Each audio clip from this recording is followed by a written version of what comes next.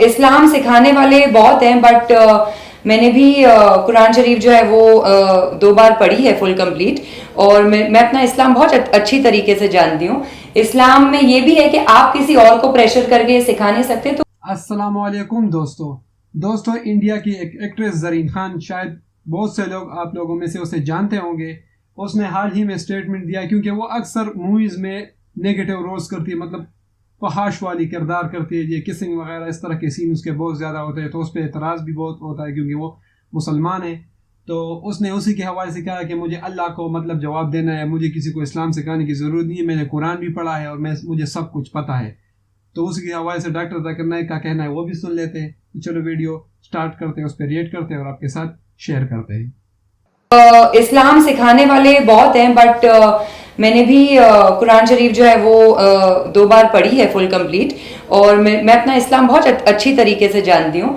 اسلام میں یہ بھی ہے کہ آپ کسی اور کو پریشر کر کے سکھا نہیں سکتے۔ تو بھائی جب خدا کے پاس جائیں گے آپ اپنے لیے جوابدار ہوں گے، میں اپنے لیے، تو کیوں سکھانا کسی کو۔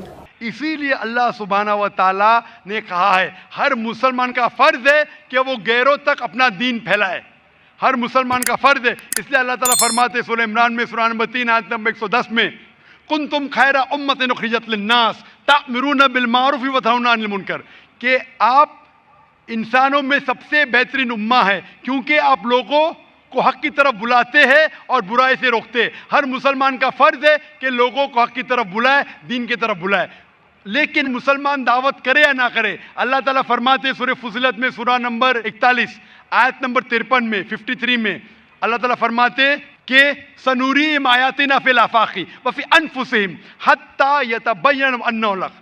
اللہ تعالیٰ لوگوں کو اپنی نشانیاں دکھائیں گا ہورائزنز میں، تاکہ ہر دل میں، ہر انسان کے دل میں یہ ثابت ہو کہ اللہ ایک ہے۔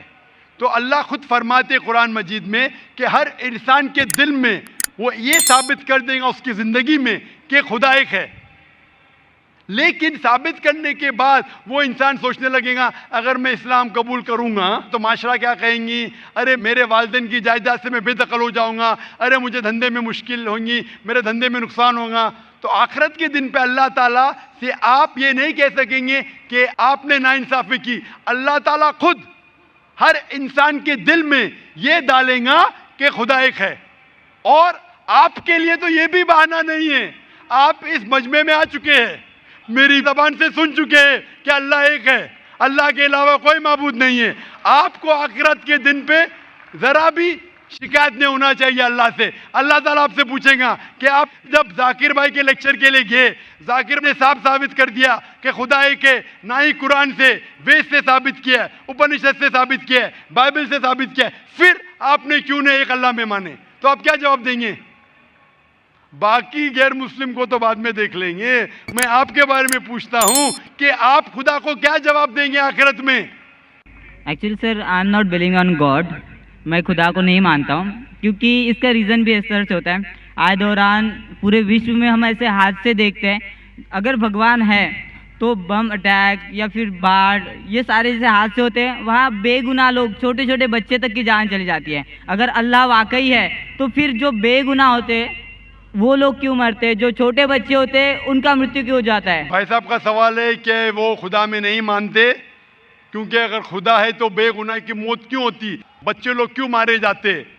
آپ ایسا پوچھ رہے ہیں کہ ٹیچر رہتے تو بچے فیل کیوں ہوتے؟ ارے جو بچے نہیں پڑھتے وہ فیل ہوتے۔ ڈاکٹر ہے تو لوگ کیوں مرتے؟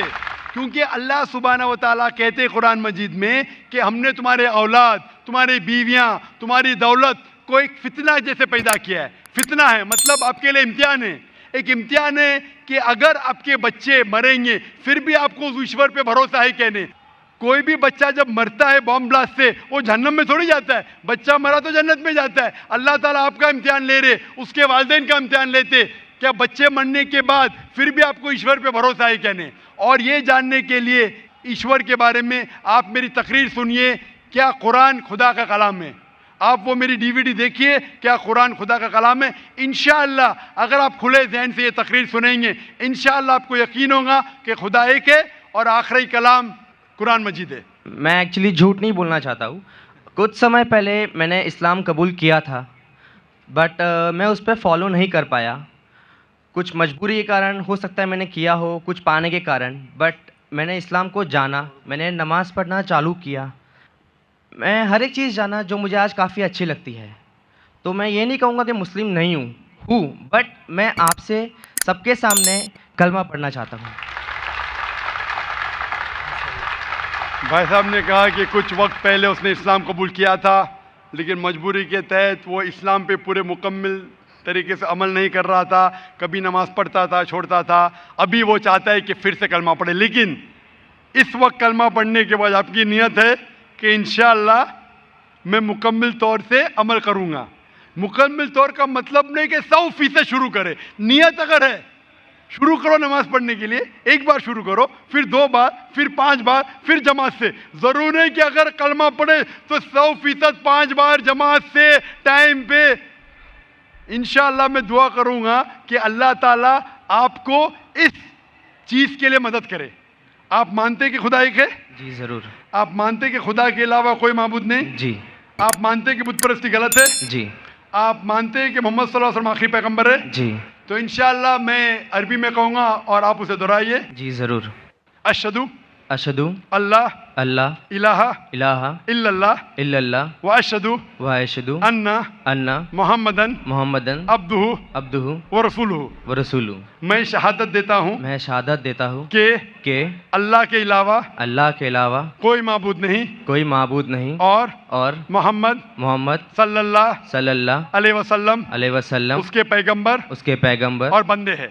ہیں. ماشاءاللہ مسلمان بن چکے, اور میں دعا کرتا ہوں اللہ سبحانہ و تعالیٰ سے کہ آپ کی مدد کرے, آپ کو ہدایت دے, اور انشاءاللہ آپ کو اسلام پہ قائم کرے. اور دعا کرتا ہوں کہ آپ مسلم بنے اور مسلم مرے. مسلم مرنا بہت اہم ہے, اور اللہ دعا کرتا ہوں آپ اور میں اسلام کے دین پہ مرے, اسلام میں پورے طور پہ داخل ہو اور اسلام ہی میں مرے.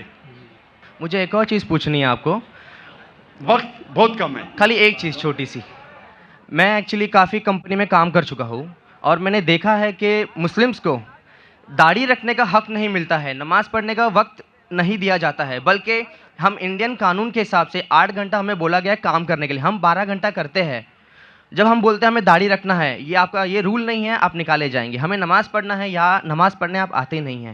ایسا کیوں؟ جب غیر مذہبی, میں نام نہیں لینا چاہوں گا, انہیں داڑھی رکھنے کا, لمبے بال رکھنے کا حق دیا جاتا ہے, تو ہماری ایک کمیٹی کیوں نہیں بنائی جاتی ہے, اور ہم اسے لڑ کے نہیں, لیگلی رجسٹر کر کے ہم اپنے داڑھی کے لیے اور نماز کے لیے وقت لیا جائے. بھائی صاحب یہ پوچھ رہے ہیں, یہ عید آئی تھی, یہ عید نہیں, کافی عید گئی, چلو میں نے عید منائی. بھائی صاحب کا سوال ہے کہ ہمیں حق کیوں نہیں داڑھی رکھنے کا, ہمیں حق کیوں نہیں نماز پڑھنے کا. دیگر مذاہب لوگ کو لمبے بال رکھنے کی اجازت ہے, ان کا اشارہ سکھ مذہب کی طرف تھا, تو ہم کیوں نہیں کمیٹی بناتے کہ ہمیں بھی حق ہو. آپ اگر ایسا ماحول پیدا کریں گے, لوگ کو آج کل داڑھی سے ڈر ہے, تو ہم ایسا ماحول پیدا کریں کہ داڑھی کو چاہنے لگے. میری ایک تقریر ہے, if the label shows your intent wear it, ایک تقریر ہے جہاں میں ثابت کیا پہلے زمانے میں غیر مسلمان جب ٹیکسی میں سفر کرنا چاہتے تھے, وہ چاہتے تھے ایسی ٹیکسی میں سفر کرو جس کے ٹیکسی ڈرائیور ٹوپی پہنے داڑھی ہے, کیونکہ انہیں فخر تھا کہ مسلمان ایماندار تھے. انشاءاللہ یہ وقت آئے گا تو آپ ایسے ادارے سے جڑو جس کو اسلام کے بارے میں غلط فہمی نہیں ہے, اور ایسے ادارے کو جڑو, بھلے آپ کو تنخواہ کم ملیں.